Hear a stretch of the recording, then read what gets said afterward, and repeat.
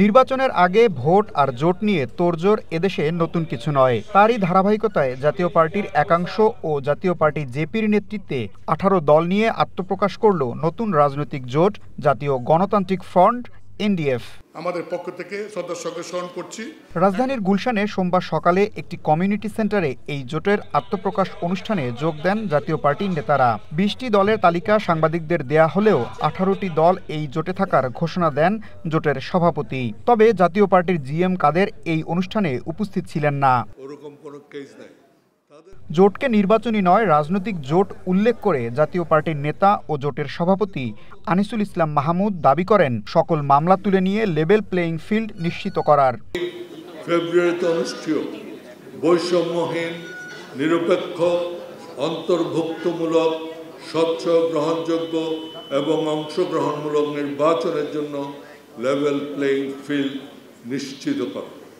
সরকারকে আগামী ২ মাসে নিরপেক্ষ নির্বাচনকালীন সরকারে পরিণত হতে হবে। আনিসুল ইসলাম বলেন, নির্বাচন কমিশন মুখে যা বলে তার প্রতিফলন নেই। নিরাপত্তার কারণে তারেক রহমান দেশে ফিরতে পারছেন না, তা নিয়ে কমিশন ও সরকার কোনো কথাই বলছে না বলেও অভিযোগ করেন তিনি। এই জুলাই আন্দোলনের পরে আমরা কি দেখছি, যে প্রধান দলগুলো আছে তারা একজনে আরেকজনের অতীত নিয়ে কথা বলছে। আমরা তো অতীতকে নিয়ে আর ঘাটতে চাই না, অতীতকে নিয়ে একজনকে আরেকজন দোষারোপ করতে চাই না। আমরা চাই ভবিষ্যৎ নিয়ে। বলুন ভবিষ্যতে কি করবে? তারেক রহমান সাহেব না আসার হচ্ছে তার নিরাপত্তা।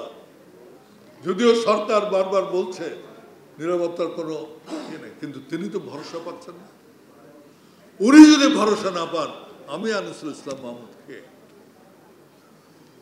আমি কি করে এই নির্বাচন করব?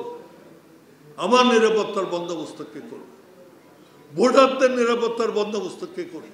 জোটের মুখপাত্র রুহুল আমিন হাওলাদার বলেন, কোনো দলকে বাদ দিয়ে নির্বাচন টেকসই হবে না।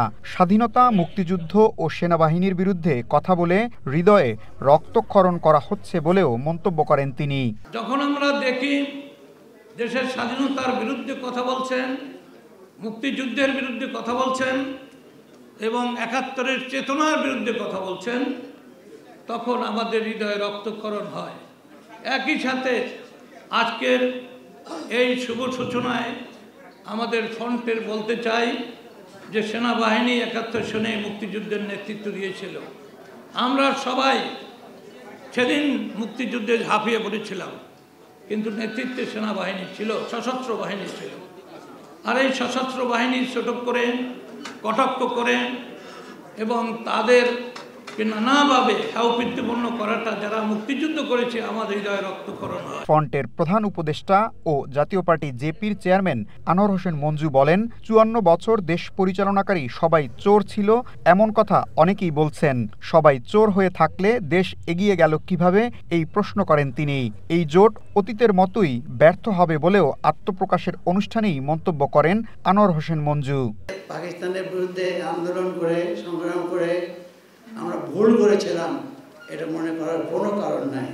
ঠিক, যদিও একথা সত্য, আমরা নিজেদেরকে অপমান করি, আমরা নিজেরাই নিজেদেরকে চোর বলি।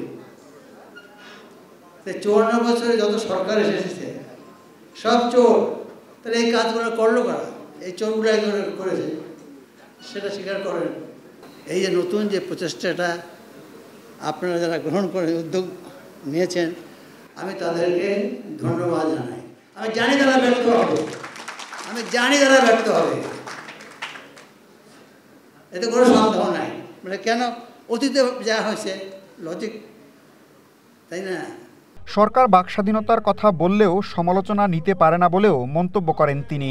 এই বর্তমানে যারা ক্ষমতায় আছেন তারা বললেন মন খুলে কথা বলেন।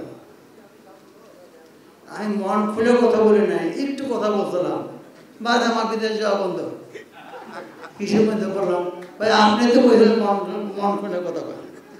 আমি তো মন খুলে কথা কই নাই, যেইটুকু কইছিলাম তাতে আমার গ্রেপ্তার হয়ে যাওয়ার কথা। কি বললাম? যারা আমাকে বলে বন্ধু বান্ধব যারা ক্ষমতায় আছেন, আমি জিজ্ঞাসা করলাম আমি কি বলছি, বলে হালার পালা বলছেন। তাতে কি হয়েছে, কারে বলছে, তাই না? মন খুলে কথা বলতে, আমি এই দেশের মানুষ, আমি দক্ষিণ অঞ্চলের মানুষ, আমাদের একটু বিশেষণ যোগ থাকে, কিন্তু আমি কোনো ব্যক্তিগত বলি নাই। নতুন এই রাজনৈতিক জোটে ৬টি নিবন্ধিত দল ও ১২টি অনিবন্ধিত রাজনৈতিক দল রয়েছে। তবে জোটের আত্মপ্রকাশ অনুষ্ঠানে সব দল উপস্থিত ছিল না। আমরা সম্পূর্ণ ব্যর্থ হয়েছি, এটা সত্য নয়, কিন্তু আরো ভালো করতে পারতাম, কিন্তু বাঙালির চরিত্রটাকে আমরা পরিবর্তন করতে পারি নাই। ইশতিয়াক ইমন, ওয়ান নিউজ, ঢাকা।